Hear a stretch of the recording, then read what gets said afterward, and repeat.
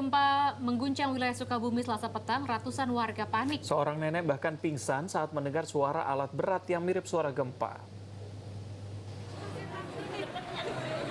Ratusan warga dari 6 kecamatan di Sukabumi, Jawa Barat terdampak gempa masih diselimuti rasa takut. Bahkan seorang nenek sempat jatuh pingsan saat merasakan getaran alat berat yang bergetar seperti gempa.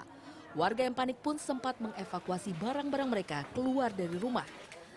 Alat berat menghancurkan bangunan yang ambruk akibat gempa magnitudo 5 yang mengguncang Sukabumi Selasa petang. Ratusan warga pun masih diliputi rasa takut akan gempa susulan setelah gempa besar. Keras banget. Secara mendadak.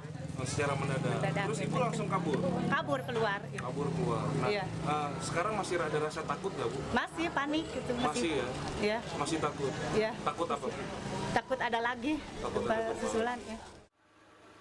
Hingga Rabu pagi, BPBD Kabupaten Sukabumi mencatat sedikitnya 240 bangunan mengalami kerusakan dan 200 kepala keluarga memilih mengungsi daripada tinggal di rumah.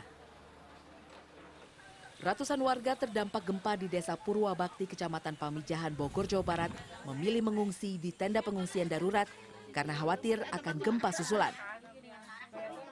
Jadi hari ini mereka masih takut untuk pulang ke rumah, tapi kita sudah sarankan kalau rumahnya memang masih aman sudah pulang ke rumah.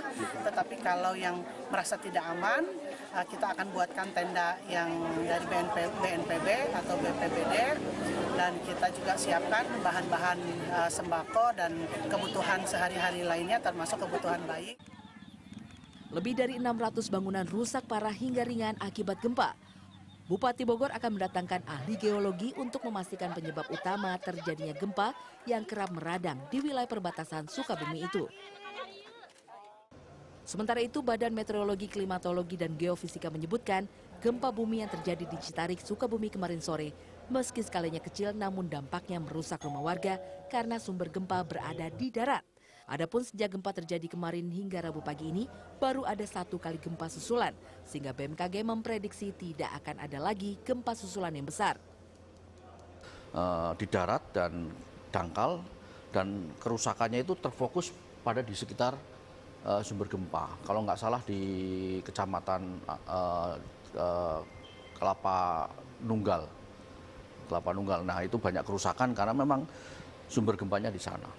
Bisa di zoom lagi nggak? Selain terjadi di Sukabumi, BMKG juga menyebut telah terjadi gempa yang berpusat di dasar laut dengan kekuatan magnitudo 5,8, yaitu di daerah Bengkulu pada Selasa 10 Maret dan di Aceh 5,3 magnitudo pada Rabu pagi.